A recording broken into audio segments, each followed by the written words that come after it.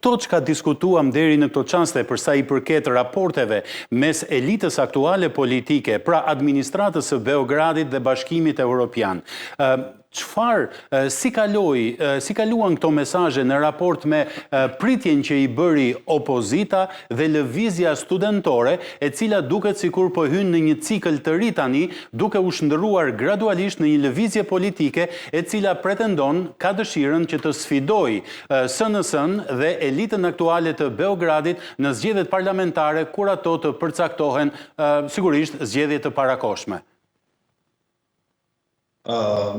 Po, zotri Koste nuk, Antoni Koste nuk pika parë nuk i priti apo nuk caktoi takim me përfaqësues të studentëve, gjë që ishte e pritshme nga ana jonë. Megjithatë, po t'ishte një mesazh apo po t'ishte një takim i thirrur, do të krijonte një situatë re politike në Serbi. Megjithatë, kjo hezitoi, kjo nuk ndodhi dhe fatkeqësisht u shuan shpresat studentëve me të cilat apo lëvizjes studentore me të cilat do të mundeshin të thirreshin nesër se kemi një mbështetje apo një përkrahje nga ana. Ndjes që të ndërhy Gani, por si e shpjegoi lëvizja studentore, jo Antonio Costa, lëvizja studentore si e shpjegoi evitimin që i bëri ky personalitet i jetës europiane, të politikës europiane, takimi direkt me ta në një moment shumë përcaktues për të ardhmen afatshkurtër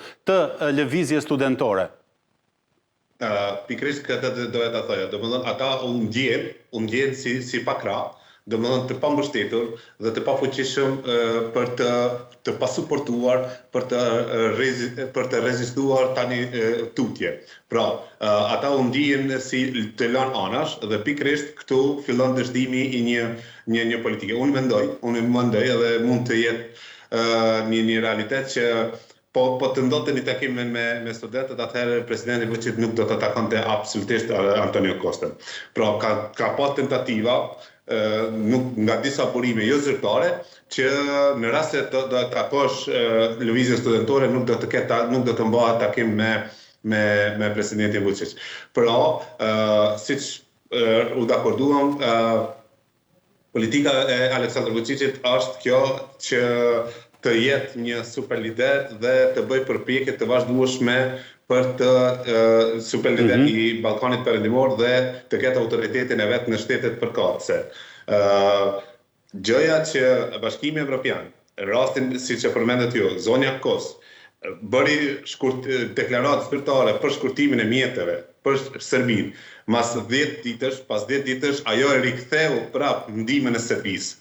Pra, i kemi të bëjmë me një lojalitet, me një politikë të dypisht në raport me shtetet anëtare të Ballkanit Perëndimor.